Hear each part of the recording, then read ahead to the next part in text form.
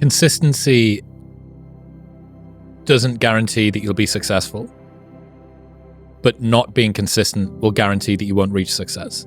We're not men because we face the battle and we get immediately victory every time a battle comes up.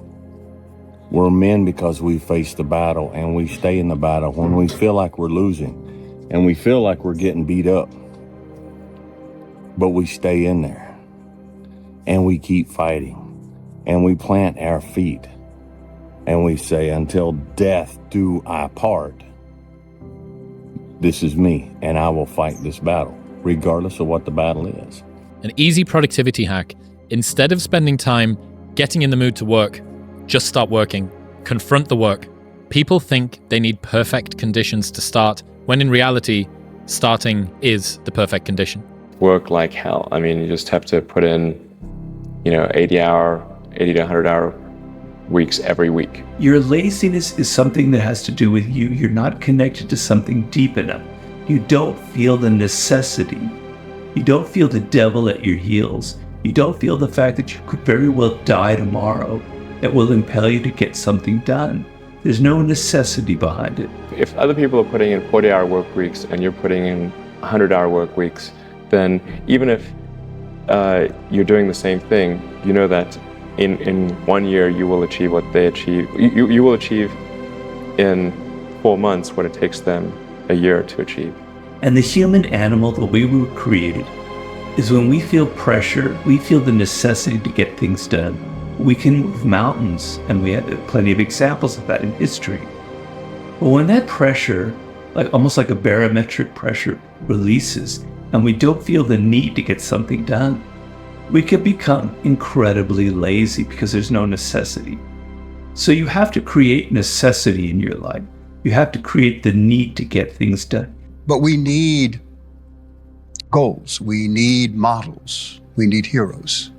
And dreams without goals are just dreams. Come on. And ultimately, they fuel disappointment. Exactly. On the road to achieving your dreams, you must apply. This all comes from Pastor Bernard. I just stole it. It sounds familiar. It sounds familiar. You must apply discipline, but more importantly, consistency. Because without commitment, you'll never start. But without consistency, you'll never finish. People do extraordinary things but they put the work in. And I think people lean into the myth of that thing of oh, he's a genius. What I've learned is to always keep going. Always. There's been times, particularly early in my career, where it just feels like this is the end. But what I've come to find out is that, no matter what happens, the storm eventually ends. And when the storm does end, you want to make sure that you're ready.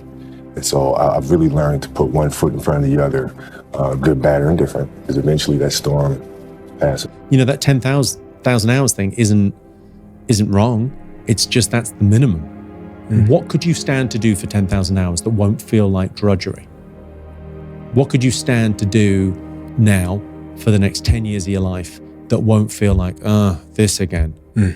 And if you're only motivated by the paycheck, it's well, how hard could you work? Because when I see a fit and athletic man, I can tell you immediately he's got several great traits. He's got the trait of consistency. He's got the trait of focus. He's got the trait of discipline. He's got the trait of delayed gratification. And he's got grit. Because no man who's fit and athletic just fell out of his mother's vagina that way. If you are fit and athletic, it's because you have put yourself through consistent workouts and constant clean eating over a long period of time through the traits of discipline, focus, consistency, and delayed gratification, and you have grit. And that tells me a lot about you, and you are the type of man I want to do business with, I want to be friends with, and you are the type of man that I admire. Stop running from the potential of what you can be, guys. It's inside of you. It's always been there. Grab a buddy of yours. Say, man, me and you are gonna fucking do this together.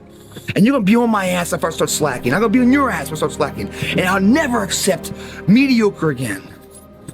I'm always gonna give it my 110 fucking %. That's the only thing I can ever say a solid day's work. That's all that will ever find peace in. If you guys do not do that, I promise you, your life will haunt you for the rest of your days. Well, it never fucking lasts except for the one that's gonna stick. Duh. And the business never works until it's the one that does. And the episode doesn't take off except for the one that does. And whether it's 10 or 10,000, eventually one does, because when you do more, you get better at doing. Which is why not quitting is the best skill. And the only thing that matters. Because by default, with an infinite game perspective, which I encourage everyone to have, the point of the game is to keep the game going. It's the only objective. Our mind, it's a box of surprises, and you have to challenge yourself to be consistent. I repeat, sometimes it's hard. It's what many people say, you like to go to the gym every day. Of course no. It's not true. Nobody likes to go to the gym every day. But you have to do it. Probably yes, because your mental strength is coming from that moments that in a hard moments, you know you should do it. So, and I do it. One of the greatest success principles of all time is called the law of accumulation. This law says that everything great and worthwhile in human life is an accumulation of hundreds and sometimes thousands of tiny efforts and sacrifices that nobody ever sees or appreciates. This law says that everything accumulates over time, that you may have to put in many, many tiny efforts that nobody sees or appreciates before you achieve anything worthwhile. If you go to the gym and you work out and you come back and you look in the mirror, you will see nothing. And if you go to the gym the next day and you come back and you look in the mirror, you will see nothing, right? So clearly there's no results, can't be measured, it must not be effective. So we quit, right? Or if you fundamentally believe that this is the right course of action and you stick with it, like in a relationship, I bought her flowers and I wished her happy birthday, and she doesn't love me. Clearly I'll give up. You know, that's not what happens. If you believe there's something there, you commit yourself to an act of service. You commit yourself to the regime, the exercise. You can screw it up. You can eat chocolate cake one day. You can skip a day or two. You know, it allows for that.